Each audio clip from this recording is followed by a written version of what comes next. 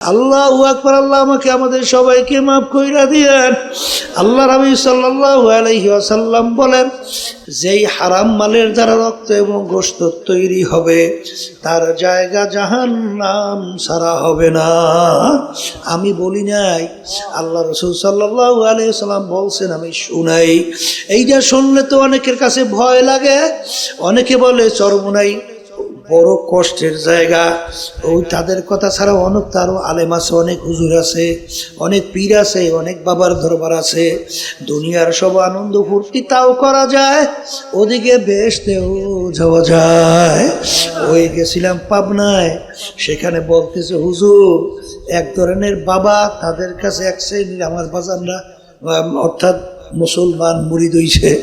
মুরিদ হওয়া তাদের কাজ হলো মরার পরে কাপড়ের মধ্যে কি জানি একটা সাজরা নামা লেখা, ওইটা যদি কাপড়ে ঢুকাইয়া দেয়, ওইটাই বলে যথেষ্ট নাজাতের জন্যে। জোরে বলে নাউজুবিল্লাহ। এই আল্লাহর বান্দারা, পর্দালের মা বোনেরা, এতই যদি সহজ হইত, আল্লাহ নবী সাল্লাল্লাহু আলাইহি ওয়াসাল্লাম তার কলিজার টুকরা সন্তান ফাতেমা রাদিয়াল্লাহু তাআলা আনহা তাকে ইঙ্গিত করে বলছিলেন, ইয়া ফাতেমা আনকিজি নাফসাকি মিনান নার, জাহান্নাম থেকে বাঁচো, এরপর কবরে যাও। যদি পরিচয় দেয় আমি আখিরি জামানার নবীর মেয়ে, ও ফাতেমা, এই পরিচয় কবরে কোনো কাজ হবে না। এ কবরের যাত্রীরা, যদি আল্লাহর হাবিব সাল্লাল্লাহু আলাইহি ওয়াসাল্লাম তার মেয়ের ব্যাপারে, যদি কবরের ব্যাপারে এই কথা বলতে পারে, তাহলে এমন কোন বাবা, এমন কোন আছে পীর তোমাকে আমাকে নাজাতের ব্যবস্থা ঘোষণা দিতে পারবে? আর একটু আসতে বলে, পারবে? যদি নাই পারে, ভালো মন্দ বিবেচনা ইমতিয়াজ করার শক্তি আমার মালিক কিন্তু মানুষকে তোমাকে দান করছেন। পাগলের উপরে কোনো বাদ বিচার নাই, ওদের জন্য কোনো বেহেশতও নাই, ওদের জন্য কোনো জাহান্নামও নাই।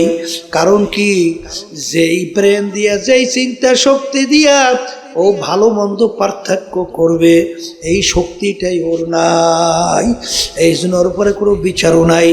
কিন্তু যার ব্রেন ভালো আছে, যে ভালো মন্দ পার্থক্য করার শক্তি আছে, থাকার পরেও যদি ওই পাগলামি কইরা তার বাবায় নাজাত করে জান্নাতে নেবে, অমুক তমুক সমুক কইরা জান্নাতে যাবে, তাইলে বুঝতে হবে নিজের কপাল পড়ছ, ওই শয়তানটা আরও কপাল পড়ছে, আর অন্যান্য আমার ভাই বোন মা বোনদের কপালও পোড়াইতে আছে। এই জন্য আমার ভাইদেরকে বলবো, পর্দারে মা বোনদেরকে বলবো, নামাজ হুকুম কিন্তু আমার না, আল্লাহর হুকুম। রোজা রাখার হুকুম কিন্তু আমার না, আল্লাহর হুকুম। পর্দা করার হুকুম কিন্তু আমার না, আল্লাহর হুকুম। ধনীয় সহজ জাকাত আদায় করার হুকুম কিন্তু আমার না, আল্লাহর হুকুম। আল্লাহর হাবিবের তরিকা সুন্নাত অনুযায়ী চলা আমার হুকুম না, আল্লাহর হুকুম।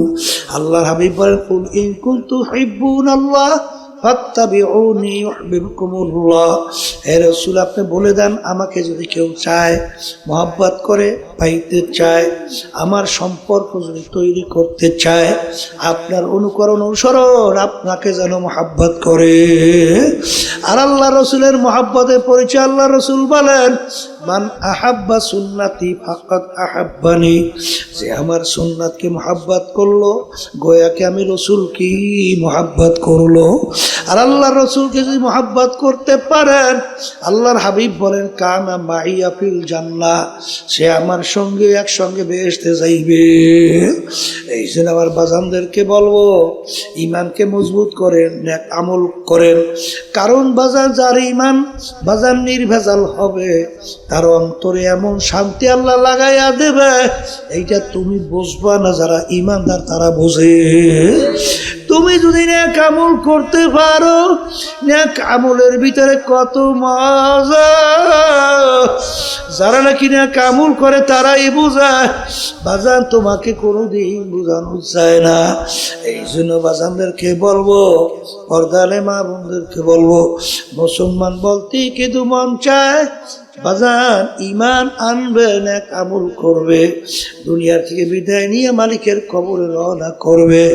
কিন্তু ওই শয়তান নফস, নফস আম্মারা মানুষ শয়তান তোমার আমার পিছনে শত্রু। বাঁচার জন্য আমার মালিক তোমাকে আমাকে হুকুম করছেন, ওয়াকুনু মা'আস সাদিকিন, সাদিকিন বান্দাদের সঙ্গী হও। এই জন্য আমার বাজানদেরকে বলবো, কালকে বন দিন রাত্রিকে বন না কইরা যে কোনো এক সহি তরিকার সাথে জড়ান, হক্কানি আলেমদের সঙ্গে ভালো মানুষের সম্পর্ক করো। কারণ বাজান এটা আমার হুকুম না, আল্লাহর হুকুম পালন করেন। কারণ নামাজের সঙ্গে থাকলে দেখবেন আপনি অল্প সময়ের ব্যবধানে আপনার নামাজি হয়ে যাবেন। জাকিরিনের সঙ্গে উঠা বসা করলে দেখবেন আল্লাহর ফজল করম অল্প সময়ের ব্যবধানে আপনি একজন জাকিরিন হইতে পারবেন। বাজান একজন ভালো মানুষের সঙ্গে চললে আপনি অল্প সময় দেখবেন একজন ভালো মানুষে পরিণত হইতে পারবেন। কথা ঠিক না বেঠিক? তুমি যদি আল্লাহর হুকুমের বিরুদ্ধাচারণের ভিতরে লিপ্ত হও, ওদিকে আল্লাহ এবং আল্লাহর রাসূল বেজার, এরপরে তুমি যখন মসজিদের ভিতরে সেজদায় পড়ে আল্লাহকে খুশি করতে যাও, তখন দেখবা দুনিয়াদাররা তোমার উপরে বেজার। কি বেজার, কি বেজার না? এই জন্য দোনোটা একত্রে কি রাখা যায় না, আসতে কন। কিন্তু ভালো করে মনে রাখো, যদি আল্লাহ এবং আল্লাহর রাসূলকে খুশি করার জন্য তুমি যদি নফস আম্মারার সঙ্গে জিহাদ করতে পারো, আল্লাহর হুকুমের বিরুদ্ধাচরণ না করো, তুমি যদি আল্লাহ এবং আল্লাহর রাসূলকে খুশি করার জন্য তুমি রাস্তার ভিতরে নাইবা চলতে থাকো, বাজান তুমি দেখো দুনিয়া তোমার পায়ের উপরে এসে পড়বে। কি এসে পায়ের উপরে পড়বে? আবার কোন কি পায়ের উপরে পড়বে? বাস্তবতা আছে না নাই? একই তো বাস্তবতা আছে, আছে না? আছে না? বাস্তবতার কোনো শেষ নাই। কিন্তু তুমি জানি রাখো, এক শ্রেণীর আলেম ওলামা আমাদের একত্রে যাইতে ভাই, আমরা কই যাইতে ভাই, কথা ঠিক না ঠিক?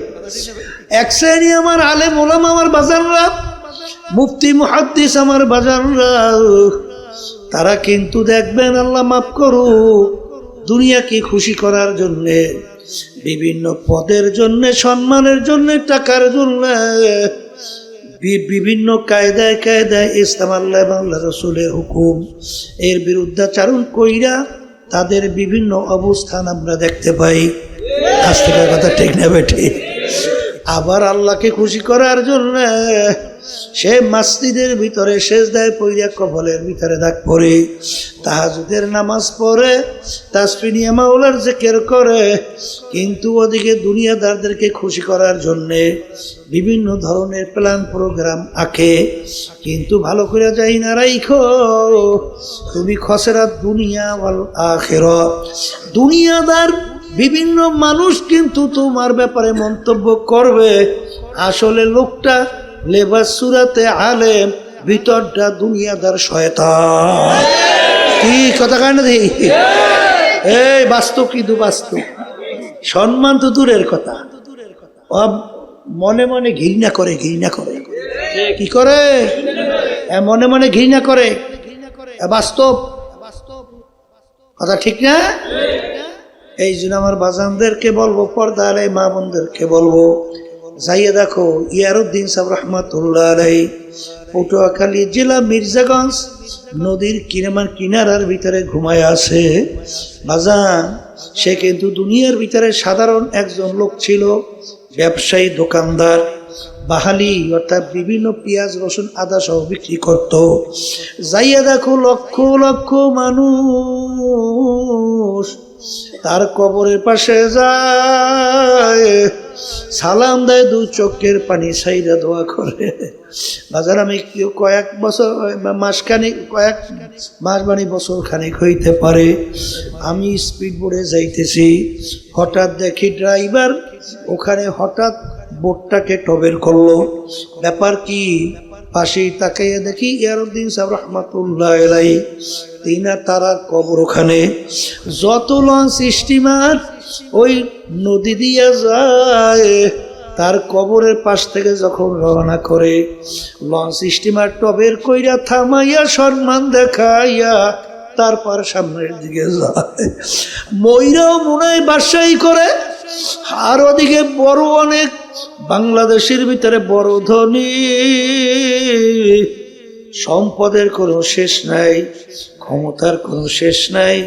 যাইয়া দেখো বিভিন্ন হাইকোর্ট সহ মাজারের ভিতরে পইরা রয়েছে। একজন আল্লাহওয়ালা দিনদার মানুষ ওর কবরের পাশে যে একটু সালামও তো দেয় না, দোয়াও কিন্তু করে না। আমানু শাহ রহমাতুল্লাহ আলাইহি চিটাঙের মাটিতে ঘুমায় রইছে।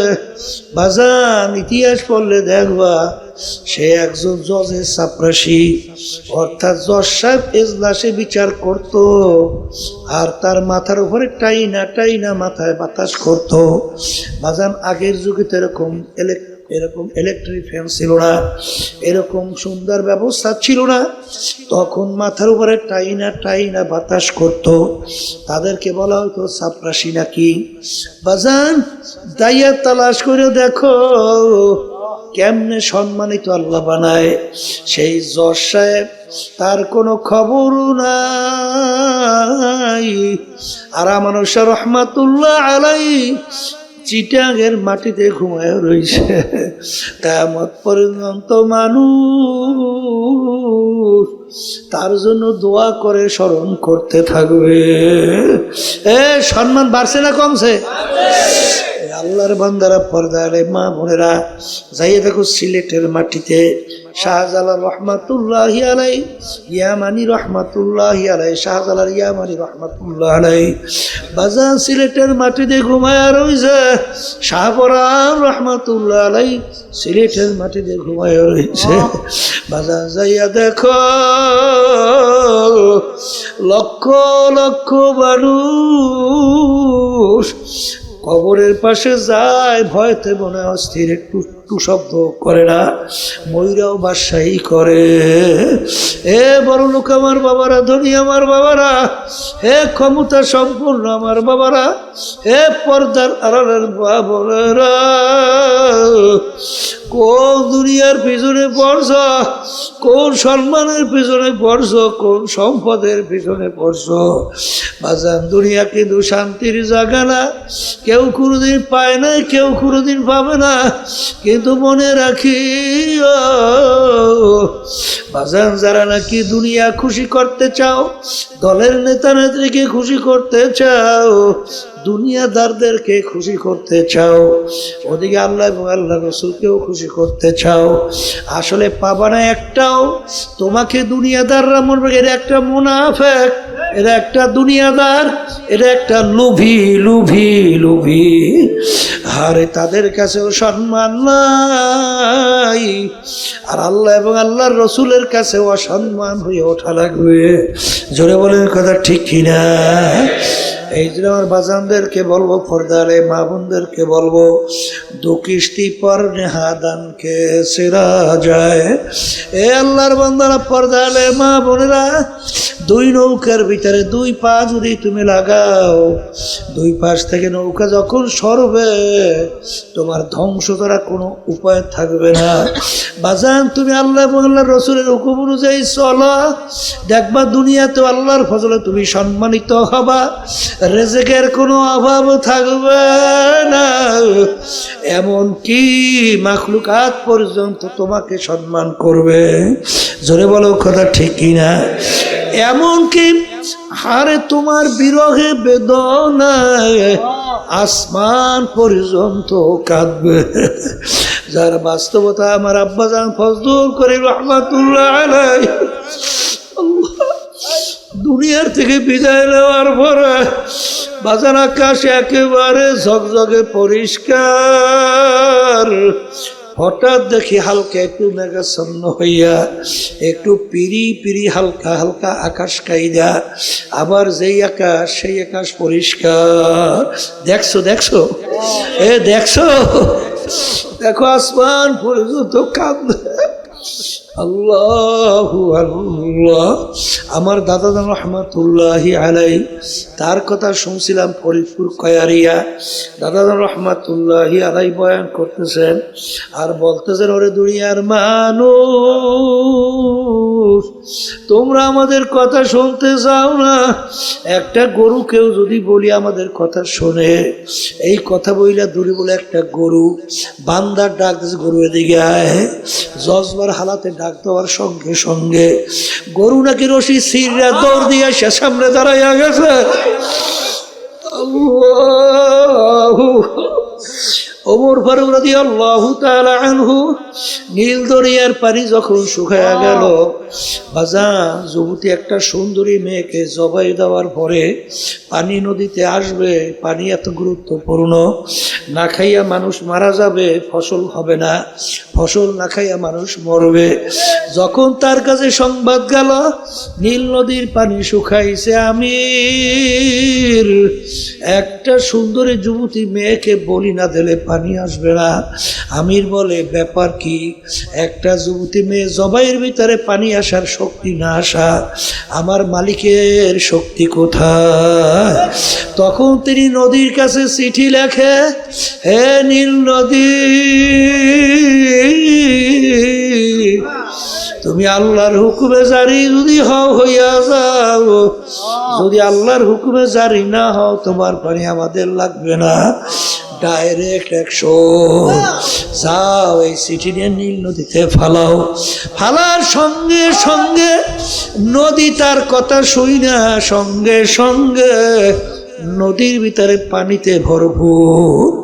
ওই যে নীল নদী পানিতে ভরছে, আজ পর্যন্ত আর পানি শুকায় না।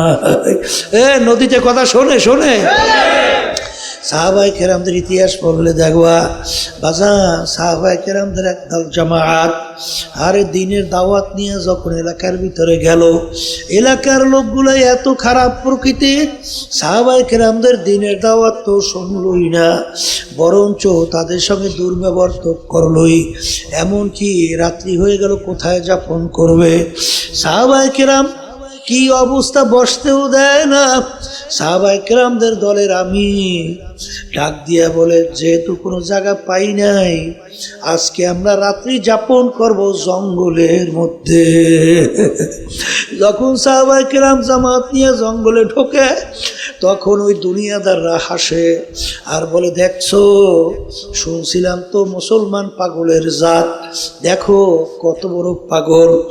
আরে জঙ্গলের ভিতরে ওরা ঢোকে, জঙ্গলের ভিতরে বিষাক্ত সাপের অভাব নাই, সিংহ বাঘের কোনো অভাব নাই।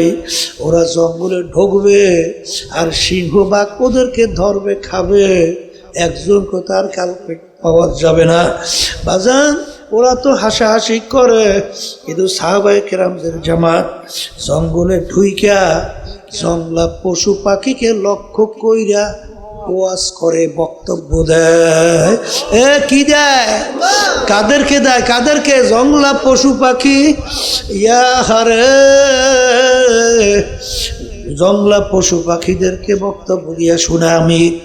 এই জংলা পশু পাখিরা, আমরা আল্লাহর হাবিবের একদল সাহাবারা আসছি, আজকে রাত্রে আমরা এখানে যাপন করতে চাই, তোমরা এখান থেকে জায়গা পরিষ্কার করিয়া সইরা যাও, এখান থেকে সরো।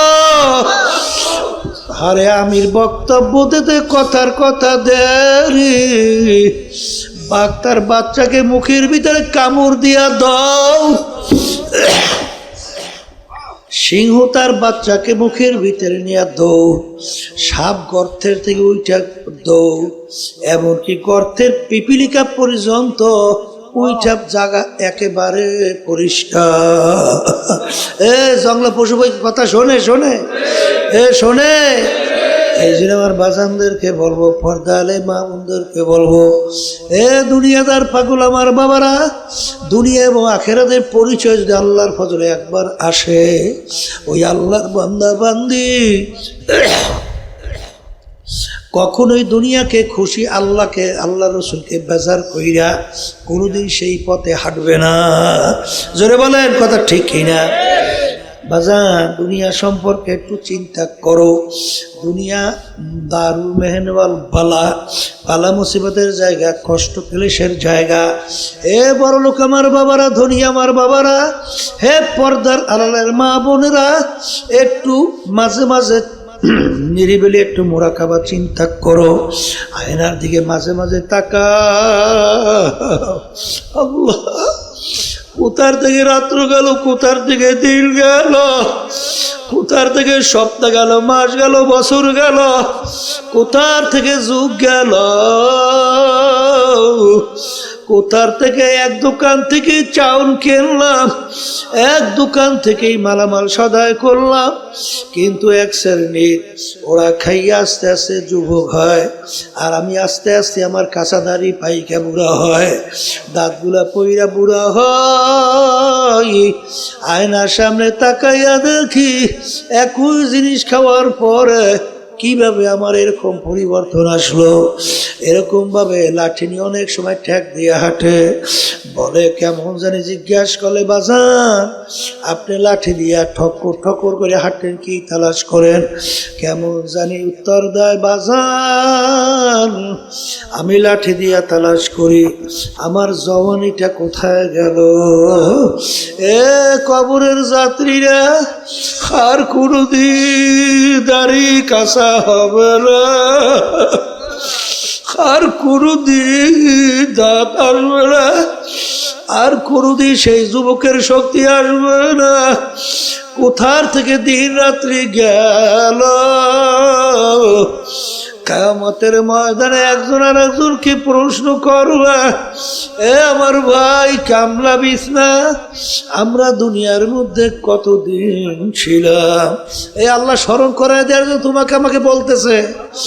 এ আল্লাহর বান্দা বান্দিরা, একজন আর একজনকে কিয়ামতের ময়দানে জিজ্ঞাসা করবে, কামলা বিছনা, ভাই আমরা দুনিয়ার ভিতরে কতদিন ছিলাম? একজনে উত্তর দিবে, লাবিসনা ইয়াওমান আও বা'দা ইয়াওম, একদিন অথবা একদিনের কিছু অংশ মনে হয় ছিলাম, একদিন অথবা একদিনের কিছু অংশ মনে হয় ছিলাম। আর একজন বলবে, না না না, তোমাদের হিসাব মনে হয় ঠিক হয় নাই, আমার তো মনে হয় ঘরের এক দরজার থেকে ঢুকলাম, অন্য দরওয়াজা থেকে বের হয়ে আসলাম। হাস আলিল আদির, যারা হিসাব রাখছে তাদের কাছে জিজ্ঞাসা করো, আমরা দুনিয়ার ভিতরে কতদিন ছিলাম? আমার তো মনে হয় এক দরজার থেকে ঢুকলাম, অন্য দরজা থেকে বের হয়ে আসলাম, এই তো আমার কাছে দুনিয়ার জিন্দেগি মনে হয়। এই জন্য আমার বাজানদেরকে বলবো, পর্দালে মা বোনদেরকে বলবো, দুনিয়ার মোহ, দুনিয়ার সম্মান, দুনিয়ার সম্পদ, দুনিয়ার সম্মান, দুনিয়ার বিভিন্ন ক্ষমতা এমনভাবে গ্রাস করছে, সব কিছু অন্ধের মতো দেখে, কিন্তু বাজান রে, হারামে কিন্তু আরাম নাই। এ মুখ খুলে বলো, হারামে কিন্তু আরাম নাই। বলো বলো বলো, হারামে কিন্তু আরাম নাই। কেউ কোনোদিন পায় নাই, কেউ কোনোদিন পাবে না। যদি তাই হয় মুসলমান যারা ঈমান আনছেন, আল্লাহকে বিশ্বাস করেন, আখিরাতকে বিশ্বাস করেন, আমি সেই বাজানদেরকে বলবো, পর্দালে মা বোনদেরকে বলবো, বাজান একবার এক সিনেমার বাজানরা, পর্দালে মা বোনেরা ঠিক মতো এখনো 5 ওয়াক্ত নামাজ পড়েন না, আছে না নাই? ঠিক মতো এখনো রমজানের রোজা রাখেন না, ঠিক মতো আল্লাহর হুকুম পর্দা ফরজ আদায় করেন না। বাজার এক শ্রেণী এখনো দেখা যায় নামাজও পড়ে, সব আমলই ঠিক আছে, কিন্তু এখনো খাস পর্দা করতে পারে নাই। জোরেখান আছে না নাই? কিন্তু আমার বাজানদেরকে বলবো, আমার বুকেও রাগ কইরো না, পর্দায় হুকুমটা তো আমি করি নাই, আমি করছি। কোন মোল্লা মৌলবি করছে? কে করছে? আল্লাহ বাজানদেরকে ভালো করে বোঝা লাগবে। আপনি জীবনেও যদি 2 রাকাত নফল নামাজ না পড়েন, জীবনেও যদি 2 রাকাত তাহাজ্জুদের নামাজ না পড়েন, আর জীবনে কথার কথা আপনার জন্য 1 সেকেন্ডেরও কোনো জাহান্নামের হুকুম কিন্তু কোরআন এবং হাদিস অনুযায়ী নাই। যেরকম আছে, কিন্তু যাদের সঙ্গে দেখা দেওয়া জায়েজ নাই, এদের সঙ্গে যদি তুমি ইচ্ছা কইরা দেখা দাও, কমপক্ষে একটা কবিরা গুনাহ হবে, আর একটা কবিরা গুনার জন্য কমপক্ষে 7000 বছর জাহান্নামের আগুনে জ্বলতে হবে। এ আল্লাহর বান্দারা 1 ওয়াক্ত নামাজ যারা পড়বে বলতে বলতে অন্য অক্ত আইসা গেছে। এরকম ইচ্ছা কইরা কেউ যদি আলিশামি কইরা 1 ওয়াক্ত নামাজ অন্য অক্তে নিয়ে কাজা কইরা পড়ে, এই অপরাধের জন্য 2,88,00,000 বছর জাহান্নামের আগুনে জ্বলতে হবে। আল্লাহ আমাকে আমাদের সবাইকে মাফ কইরা দেয়। একটা রোজা যদি রমজানে কেউ ইচ্ছা কইরা ছাইরা দাও, কমপক্ষে 70,000 বছর এর সময় জাহান্নামের আগুনে জ্বলতে হবে। কেউ যদি একটা মিথ্যা কথা বলো আর মিথ্যা সাক্ষী দাও, বড় কবিরা গুনার ভিতরে একটা বড় কবিরা হলো মিথ্যা সাক্ষী। জোরে বলেন কথা ঠিক না বেঠিক? কমপক্ষে 7000 বছর জাহান্নাম। আর যদি ঘুষ খাইয়া সুদ খাইয়া যদি নিজের জীবনকে চালাও, আল্লাহ রাসূল সাল্লাল্লাহু আলাইহি ওয়াসাল্লাম বলেন, রাশি ওয়াল মুরতাশি কিলাহুমা ফিন্নার। ঘুষ দেওয়া ঘুষ নেওয়া দুটোটা জাহান্নামী। আল্লাহু আকবার। আল্লাহ আমাকে আমাদের সবাইকে মাফ কইরা দিয়েন। আল্লাহ রাসূল সাল্লাল্লাহু আলাইহি ওয়াসাল্লাম বলেন, যেই হারাম মালের দ্বারা রক্ত এবং গোশত তৈরি হবে, তার জায়গা জাহান্নাম ছাড়া হবে না। আমি বলি নাই, আল্লাহ রাসূল সাল্লাল্লাহু আলাইহি ওয়াসাল্লাম বলছেন, আমি শুনাই। এইটা শুনলে তো অনেকের কাছে ভয় লাগে। অনেকে বলে চরমোনাই বড় কষ্টের জায়গা। ওই তাদের কথা ছাড়া অনেক তারও আলেম আছে, অনেক হুজুর আছে, অনেক পীর আছে, অনেক বাবার দরবার আছে। দুনিয়ার সব আনন্দ ফুর্তি তাও করা যায়, ওদিকে বেহেশতেও যাওয়া যায়।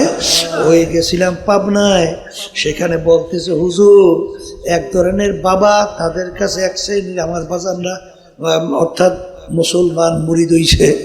মুরিদ হওয়া তাদের কাজ হলো মরার পরে কাপনের মধ্যে কি যেন একটা সাজরা নামা লেখা, ওইটা যদি কাপড়ে ঢুকাইয়া দেয়, ওইটাই বলি যথেষ্ট নাজাতের জন্যে। জোরে বলে নাউজুবিল্লাহ। এই আল্লাহর বান্দারা, পর্দালের মা বোনেরা, এতই যদি সহজ হইত, আল্লাহ নবী সাল্লাল্লাহু আলাইহি ওয়াসাল্লাম তার কলিজার টুকরা সন্তান ফাতেমা রাদিয়াল্লাহু তাআলা আনহা তাকে ইঙ্গিত করে বলছিলেন, ইয়া ফাতেমা তুআন ইজি নাফসাকি মিনান নার, জাহান্নাম থেকে বাঁচো, এরপর কবরে যাও। যদি পরিচয় দেয় আমি আখিরি জামানার নবীর মেয়ে, ও ফাতেমা, এই পরিচয় কবরে কোনো কাজ হবে না। এ কবরের যাত্রীরা, যদি আল্লাহর হাবিব সাল্লাল্লাহু আলাইহি ওয়াসাল্লাম তার মেয়ের ব্যাপারে, যদি কবরের ব্যাপারে এই কথা বলতে পারে, তাহলে এমন কোন বাবা, এমন কোন আছে পীর তোমাকে আমাকে নাজাতের ব্যবস্থা ঘোষণা দিতে পারবে? আর একটু আসতে বলে পারবে? যদি নাই পারে, ভালো মন্দ বিবেচনা ইমতিয়াজ করার শক্তি আমার মালিক কিন্তু মানুষকে তোমাকে দান করছেন। পাগলের উপরে কোনো বাদ বিচার নাই, ওদের জন্য কোনো বেহেশতও নাই, ওদের জন্য কোনো জাহান্নামও নাই। কারণ কি, যেই ব্রেন দিয়া, যেই চিন্তা শক্তি দিয়া ও ভালো মন্দ পার্থক্য করবে, এই শক্তিটাই ওর নাই। এই জন্য ওর উপরে কোনো বিচারও নাই।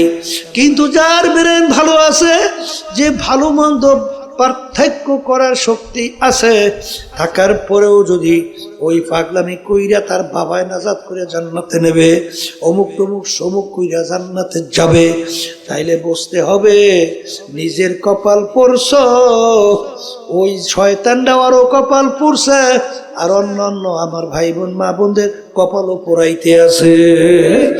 এই জন্য আমার ভাইদেরকে বলবো, পর্দারে মা বোনদেরকে বলবো, নামাজ হুকুম কিন্তু আমার না, আল্লাহর হুকুম। রোজা রাখার হুকুম কিন্তু আমার না, আল্লাহর হুকুম।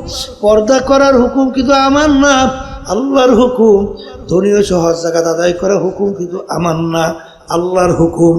আল্লাহর হাবিবের তরিকা সুন্নাত অনুযায়ী চলা আমার হুকুম না, আল্লাহর হুকুম।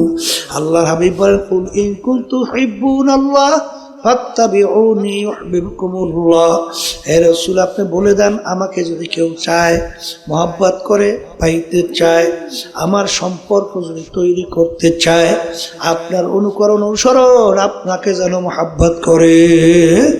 আর আল্লাহ রসুলের মহব্বতের পরিচয় আল্লাহ রসুল বলেন, মান আহাব্বা সুন্নাতি ফাকাদ আহাব্বানি। যে আমার সুন্নাতকে মহব্বত করলো, গোয়াকে আমি রসুলকে মহব্বত করলো। আর আল্লাহ রসুলকে যদি মহব্বত করতে পারেন, আল্লাহর হাবিব বলেন, কানা মাইয়া ফিল জান্নাহ, সে আমার সঙ্গে একসঙ্গে বেহেশতে যাইবে। এই জন্য আমার বাজানদেরকে বলবো, ইমানকে মজবুত করেন, নেক আমল করেন। কারণ বাজার যার ইমান বাজার নির্ভেজাল হবে, তার অন্তরে এমন শান্তি আল্লাহ লাগাইয়া দেবে, এইটা তুমি বুঝবা না, যারা ইমানদার তারা বোঝে।